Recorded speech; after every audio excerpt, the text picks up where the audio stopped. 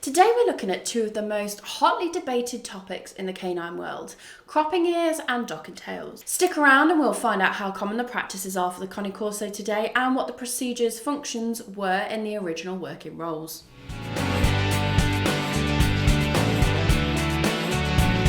Welcome back to the Cane Corso channel. If this is your first time here, my name's Charlie and I'm a certified canine leader here at Fenrir CanineLeaders.com. This channel is dedicated to helping you learn everything you could possibly want to know about the Cane Corso, then how to become high-level canine leaders that can raise the perfect Cane Corso. So if you're a lifelong lover, thinking about getting one or just started your journey with your new Cane Corso, then this is the channel for you.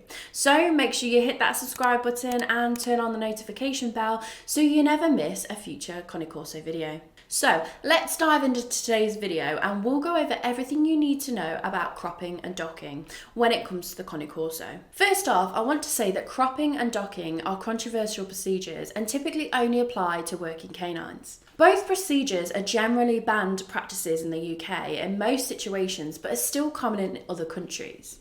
The goal of this video isn't to condone or condemn the practices, just to give you an idea of the reasons why owners of this breed have had the procedures done. Historically, cropping ears and docking tails were done for canines who would otherwise have had their ears or tails injured during the course of their daily work. Some people believe that cropping ears improves the dog's hearing and helps to prevent infections. Terriers, for example, had their ears cropped to prevent injury from bites as they cornered rats or other vermin. Great Danes were both cropped and docked in their ancestral boar hunting days to prevent their ears from being injured and their tails docked to keep them from breaking as they crashed through the brush after their quarry. Herding canines that worked around heavy livestock like cattle or horses had the tails docked to prevent the animals from stepping on their tails, which would have caused intense pain and potentially have got the canine killed. Burrowing terriers had their tails docked to allow their owners to pull them out of holes without breaking the thinner half of their tails in the process.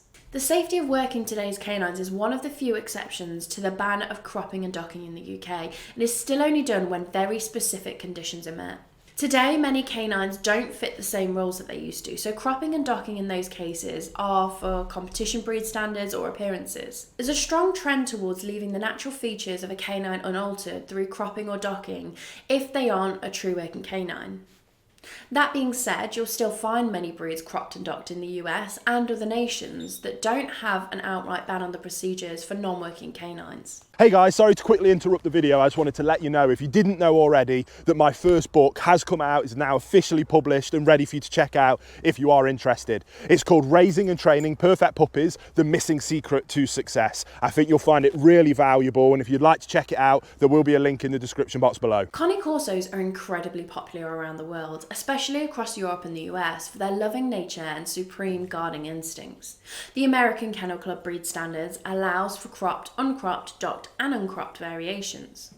Cane Corsos in the US are frequently cropped and docked to appear more intimidating, though their generally unimpressed facial expression really makes them appear quite fierce, even when their ears and tails are left natural. Ear cropping is rarely necessary in our modern world, even for working canines. There are several breeds that have naturally erect ears, like the German Shepherd, and if that alert appearance is important to you, consider breeds that already have standing ears. Cropping is typically only seen on Guardian type breeds today, since it's now a cosmetic procedure that's slowly but surely falling out of fashion. It's a hotly debated topic on breed-specific forums, since many argue that it doesn't affect the general health and happiness of the canines, and they're able to go about their life normally after they've healed. Some canines have tails that are quite strong along the whole length, like the Labrador Retriever, and are left unaltered because they aren't a risk for being stepped on or injured as they run through the fields and brush. Others, like the Cocker Spaniel, has a weaker tail with long fine hair that's easily caught on branches or injured if they wag their tail too close to a solid surface. Australian Shepherds once had their tails docked since they worked with heavy livestock, but they've been selectively bred to frequently be born with bobtails now, which are naturally docked. Similar breeds, like Border Collies, who worked with lighter livestock like sheep, didn't need to worry about their long tails near as much as the breed was rarely altered. Today, cropping and docking are mostly done to keep the historical appearance of the canine for breed competition or for looks. True working canines do benefit from having the procedures done, but they're also being bred to have the standing ears or the short tails occur naturally. On canines like the Cane Corso, Great Dane and the Doberman, they have a more fierce and alert appearance when cropped and docked, but it's no longer needed for their safety in modern roles.